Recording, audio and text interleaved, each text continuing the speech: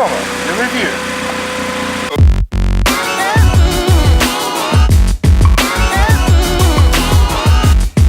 Hi guys! No, this is not going to be one of those car vlogs. This is the actual review. I've had the car for over 4 months now. I've driven it for thousands of miles. I've driven it on the racetrack, I've driven it on the motorway, I've driven it in the rain, I've driven it in a scorching heat. I just want to tell you what it's like to own the Nomad, not just to have it available for a day.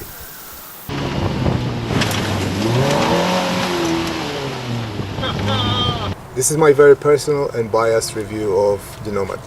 As with everything else in life, your mileage may vary, you might have different priorities. This is what is important to me. Those are the things that I was looking for in the car, and those are the things that make a difference to my ownership. The main question that people ask is, what is the car actually for? You can buy a better off-roader, you can buy a better race car, you can buy a better car to be comfortable at higher speeds. This car is purely for fun.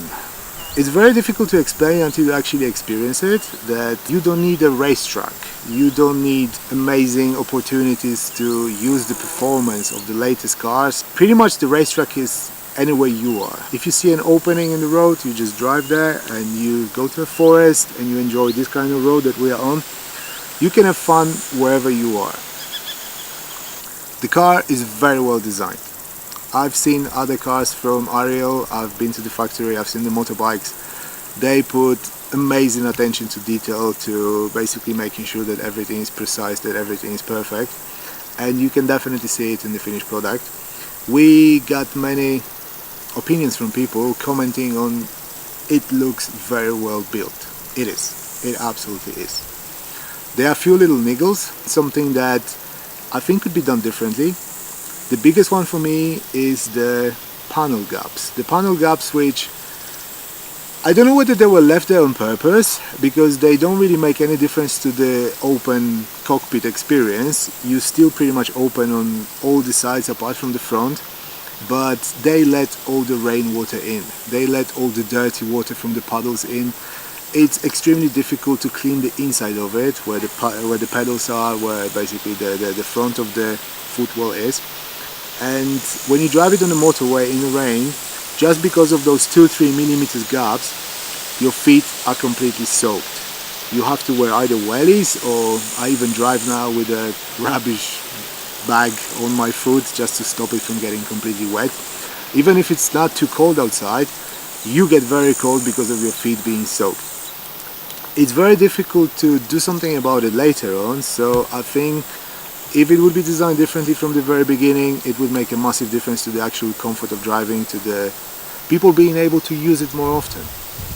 Something that I found quite limiting was the lack of storage on the Nomad. There's literally just a tiny little cab hole in the front where you can put the jack, which normally nobody knows where to put, so this is a little tip for you.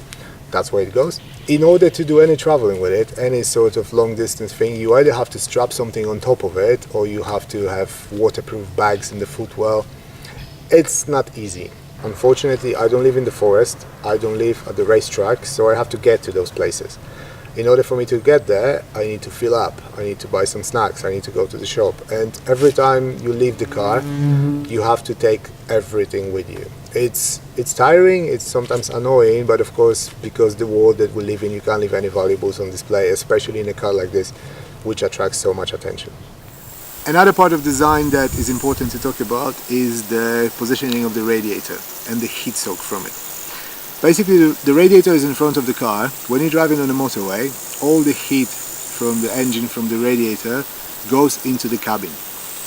It's okay when it's cold, it actually makes it feel really, really nice, so I don't think that it would be a good idea to block it completely. Driving on the motorway for longer periods of time gets really exhausting when it's warm, and we're not even talking about tropics, we're talking about temperatures that you can easily have in the UK, so 28, 30 degrees.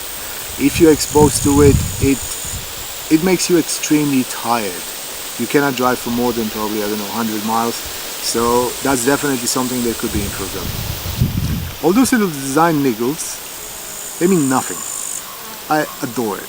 I absolutely love the car. I love the way it looks. I think it's the coolest car available for sale, available to buy right now.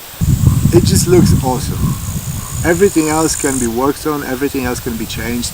It's a well-made awesomeness.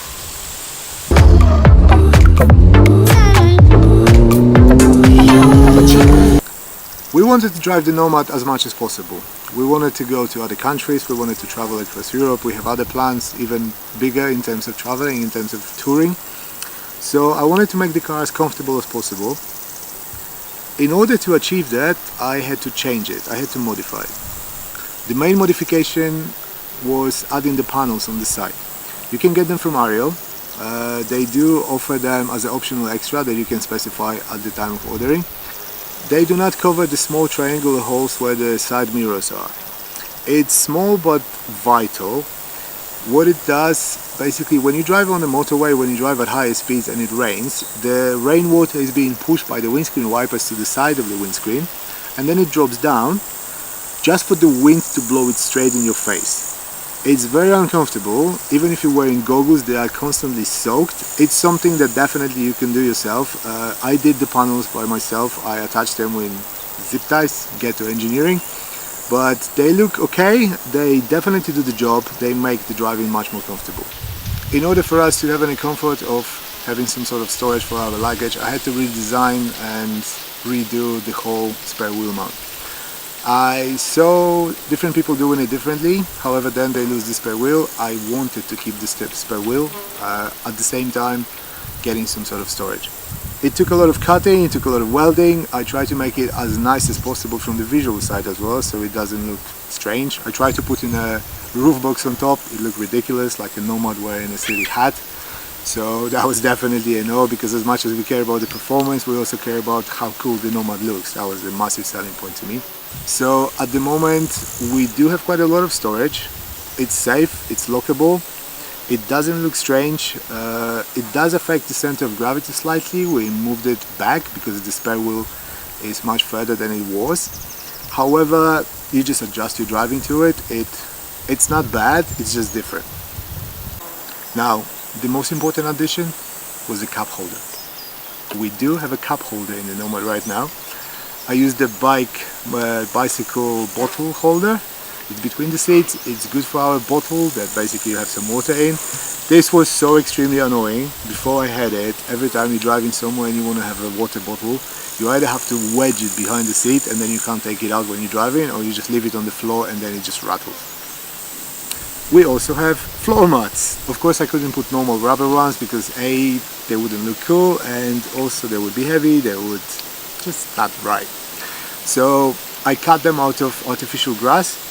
What it is, when you drive fast and you've been off-roading before, there's a lot of sand, there's a lot of dust in the footwell, and the wind from driving from the road just brings it all up. So you get it in your face, you get it in your eyes, you get it in your nose. It's really, really unpleasant. The floor mats that we have stop the dust from raising from the footwell, and it allows you to drive with normal sunglasses or just no glasses at all, as opposed to driving with goggles because there's the dust coming in your eyes. It makes it much more comfortable. Another big addition is the roof. Unfortunately, you cannot buy one from Ariel. They don't want to sell it. There's one option that you can get from America, however I do not like the design. I think it's too narrow. You don't necessarily need the roof for the rain. It does a little bit of a job, it makes it slightly nicer, but the main reason you might need the roof is the sun. If you're driving without it on for a long time, few hours on the motorway, you're stuck somewhere in a traffic jam, you get sunburned, you get extremely tired, it really makes a big difference. We got the roof designed and made specifically for the Nomad. It fits perfectly, it's very easy and quick to put on, it's very easy and quick to take it off. You can either take it off completely, or you can just roll it up and it's literally invisible. It looks really good. One thing that you have to be aware of is that getting in is difficult to start with. Until you get used to it, until you figure out the technique of getting in and out of the Nomad, it is challenging. However, if you put the roof on, it's on another level. It's much more difficult. You need your core muscles, you need your core strength to basically slide in and slide out. It's something that you have to practice, so be ready for it. If you're ready to put the roof on, you have to be ready to do some exercise. The seats, when you look at them, they look extremely uncomfortable. They are actually very well designed. Like the positioning of your hips and your back and everything, it's really, really nice. We sometimes do 350, 400 miles in one day, and we're okay. The support that you get from them is enough. However, it really depends on the body shape. Our hips are pretty narrow, I guess, so there are big gaps on the side, so the cold air from the outside when you're driving gets in and it just blows on your kidney, which keeps it really, really cold, which of course is not ideal. So we got some special inserts made, and we just basically sit on them. They go on the side of your body and you stay nice and warm. Another tiny change that I had to do was to do something about the side mirrors. The problem with them is that they are not convex, they are flat. They're also very, very small, so you have a massive blind spot. Because you don't have normal seat belts in the Ariel, in the Nomad, you have to use the harness, and in the harness you can't really move. Once you strap yourself in, you can't look out, so you can't really see whether something is coming, you can't see when you're overtaking the cars. If you're driving it very rarely, if you drive it once every month or something like that, then you're going to be okay with it, for sure you don't need anything. But when you start driving it on the motorway, when you start driving it on A-roads where there's a lot of overtaking, you do need to check your blind spot, you do need to see whether there's anything coming. I've added those tiny convex mirrors, the stick-on mirrors, and they made a hell of a difference. There's virtually no blind spot right now. These little mirrors also help with parking. You're not normally aware of it because there's no body over the wheels, but Nomad, despite being small, is pretty wide. I would say that the wheelbase is similar to 5 Series BMW, so it definitely helps when you can see the wheels in the mirrors. Crazy mother! Nomad is my dream car, it's my toy, my baby. Of course I want to keep it as clean as possible. However, that only lasts until I see a dirt road somewhere and I just want to have some fun. We do wash it regularly, I do wash it regularly. It's a bit difficult to do it in some sort of normal car washes because it takes a long time. You would think that just because you can spray the power wash everything in the inside, it's going to be quick and everything. If you get it properly muddy, the way that we sometimes get it muddy, it takes about an hour, it takes about an hour and a half to do it properly with drying it off. It's not just about the surface because there's not much of it. However, it's about all the corners and the crevices, everywhere that the dirt gets, and that's a big problem with the gaps that I mentioned to start with, that all the dirty water from the puddles that you go through goes inside of the cabin, and it's not the accessible part of the cabin that you can easily wash, that you can easily clean. It's all the inside under the dashboard, it's the pedals, it's all the pedal enclosure. It's very, very difficult. And if the front of the car would be fully enclosed, not sacrificing the open cockpit feel, it would be just so much easier to manage, so much easier to maintain, so much easier to look after it. I got it covered in Ceramic Pro. Ceramic Pro is this amazing nanotechnology that basically makes the dirt go away. It doesn't stick to it as much. It works. You can check out the other video that we recorded about it. It's really good for normal cars. It makes a difference to the Nomad, but cleaning is still a difficult task.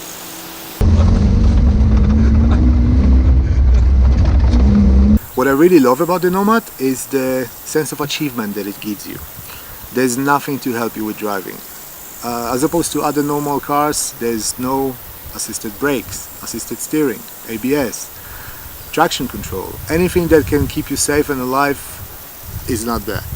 It's all about you. If you get to somewhere and you had an amazing time, you know that it was only you. You achieved it. It makes you feel good. It makes you feel like an amazing driver. And you don't need high speeds to achieve that. That's another cool thing about it. You can have the most amazing driving fun at 30-40 miles per hour. Driving experience in a Nomad very much depends on the tire pressure. Nomad is very sensitive to changes. To be honest, the best driving experience, in my opinion, the best comfort, the best handling is on mud terrain tires. They have slightly softer sidewalls because of Nomad being so low. It just absorbs all the bumps. It's just really, really pleasant. However, they are a little bit more dangerous in the wet. When it rains heavily, you can just skid, you can aquaplane, and that's not really something that we want on a longer journey. So at the moment the car is on all-terrain tires. You can get Yokohama Geolandas Geo12s from Ariel. However, I'm on Geo15s at the moment. They are slightly better, they are slightly quieter. They are even better for normal road driving, which was very important to us at this stage. Nomad is surprisingly comfortable. If you get the tire pressures right, it's very nice to drive, especially with the suspension that we have. We have the All-ins, the expensive optional suspension. It's very, very good. It's definitely worth the money. It's expensive, but it does the job, especially if you're driving it off-road. However, it can be bumpy sometimes because you have unassisted steering. If you're driving it for a longer time and you're trying to get somewhere, it might get a little bit tiring. And also, you can never relax. You always have to be kind of aware of what you're doing, which is good, I guess. This is why you bought this car for. The fuel consumption. You might think, why do you care about fuel consumption? It's more about how far you can get to a tank. That's what makes a big difference, that you don't have to literally fill up every half an hour. Nomad is pretty decent, actually. Never really calculated it properly, like checking how much fuel did it use over time. But we definitely normally get 250 plus miles to the tank, which is definitely decent.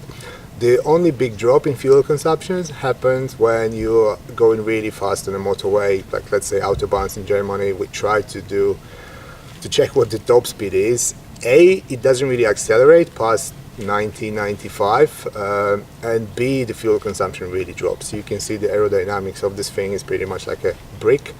So high speed is definitely not something that you want to do often in a car. But surprisingly, it feels very stable. I've driven quite a few cars fast, and this one, even at like for its weight, this is a big difference, that this one is very, very light. There's no aerodynamics aids or anything like that, but it does feel very stable. The top speed for me, I think at the moment was 118, something like that. I've driven it 112 miles per hour on the beach. We went to a beach to do like a high-speed run. Of course, it was illegal, organized by some sort of organization in Pembroke, and it was fun.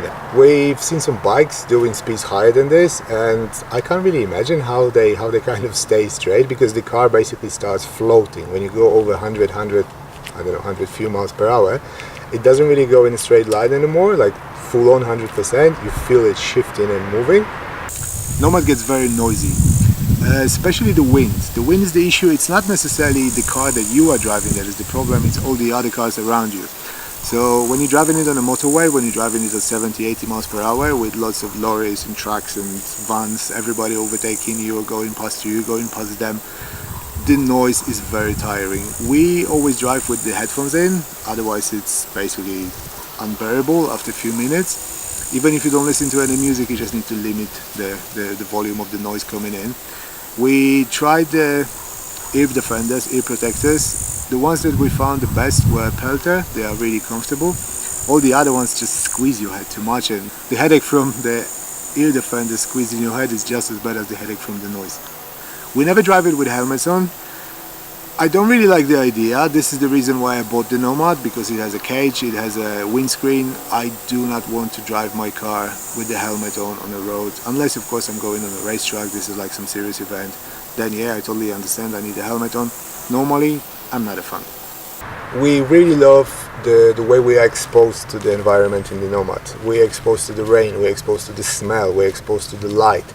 It might be tiring and annoying at times, but most of the time it really makes a difference. You don't really feel like driving. My girlfriend loves the fact that she feels like she's walking through towns, she's walking through the forest when we're driving through it, because she can actually touch the flowers, she can get the leaves of a tree, and this is a really unique thing for a car. A big issue, something for you to be aware of if you live in a warmer country and you're planning to buy a Nomad, or if you're just planning to use it in the summer, maybe in the UK, is how heat makes you tired.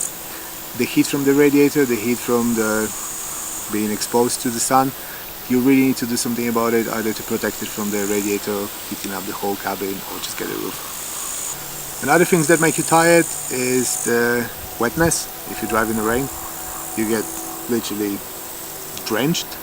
The problem is you're sitting in a puddle. Even if you're protected by the roof, the water somehow still gets into your seat, and you really have to wear some full weather gear, full weather clothing. It's not even about the roof, it's about the water going into your seat. You have to wear some sort of proper waterproof trousers, not just the normal waterproof trousers, but proper like a Rubbermaid, because you are sitting in it, so eventually it does soak in.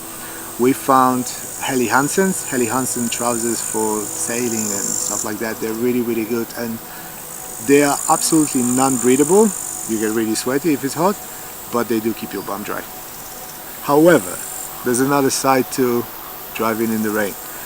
We love the experience of going off-roading when it's pissing down. We're literally completely covered in rain, in mud, and everything else. It just makes it so much more special. That's what we at least feel, that's what we believe in. It's really, really cool. Like, off-roading in the dry is fun. Off-roading in the wet, or some kind of rally driving, you know, going to some special stages, it's like on another level. When you're going through a gravel in the forest at 40, 50 miles per hour and basically the windscreen wipers are spraying it in your face, you really feel like a professional rally driver. This is something that other cars don't give you. What I love the most about the Nomad is how easy to have adventures in it. With it, you're basically going for a drive, you're not planning anything, you don't have to have any specific routes researched and where to go, what to do to have fun. You literally see an opening in the forest, or there's like some sort of smaller side road, turn in. You're gonna have the best time of your day. The driving is gonna be fantastic. You don't have to prepare anything. You can just basically go to shops and you decide that you want to go for a slightly longer drive, and that's when the fun starts. One thing about the ownership of the Nomad that I didn't anticipate is how lonely you are in this whole ownership. I'm used to being able to read up on solutions and being able to buy some aftermarket parts to make the car better, to modify it. With Nomad there's literally nothing. Even the Atom is so much more popular, they built so many of them over the years, so there's like a second-hand market. There are people developing some things that improve it. With the Nomad, if you want to change something, you have to create it yourself. So I guess it is a little bit challenging. It gives you a sense of achievement that yes, you made it better, you've done something that other people haven't, but you are on your own. One part of the ownership experience that I found slightly unexpected and difficult was to get the insurance for it in the UK. Many of the companies didn't even want to hear about it. They didn't have them in their books. They don't know what Nomad is, so they were really not too keen on insuring it. All the quotations were really astronomical, just basically to tell me to leave them alone and stop harassing them. My car is insured with Classic Line Insurance. They were very competitive. I actually have a few other cars insured with them. Only one of them is Classic, so don't be put off by the name, give them a call. They quoted me happy. Apart from driving experience, the most amazing thing about owning a Nomad is what it makes other people feel. Everybody loves it. All the way to Sweden, Finland, Lithuania. Wow, it's crazy. Yeah, it's a long drive. And we still carry on going south through Romania. It's so funny car. Everybody's absolutely positive towards it. We get so many compliments, word of encouragement, thumbs up from everybody passing us. People let you out of junctions. Never ever you get the experience of the attitude that you would normally get in a flashy car, because everybody just thinks that this is ridiculous. It's ridiculous in the most fun way. It brings the child in everyone. Children love it, older people love it, people that are normally not into cars love it. Everybody sees it as something that, I don't know, you relieve your youth, I guess, and you just enjoy your life. This is the really cool thing. And everything that might be slightly negative about it doesn't really matter. As soon as you start driving it, it makes you smile. There are little niggles that of course you can work on, but the most important thing is it makes you feel good. I don't regret buying it for once. I was a little bit hesitant because I was thinking like, what am I going to do with it, where I'm going to drive it. We've just driven it for a few thousand miles. We've been driving it for over a month continuously, and we don't have enough of it. We just want to get in and drive it further. You're biding your time. You're biding your time. You're giving me something, don't give me hurt. I'm living off nothing to make it work.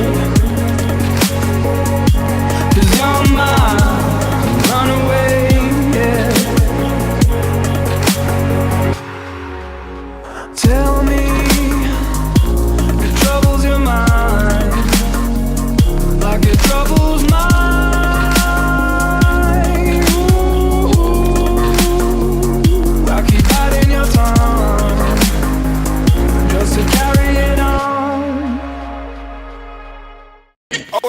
crazy mother.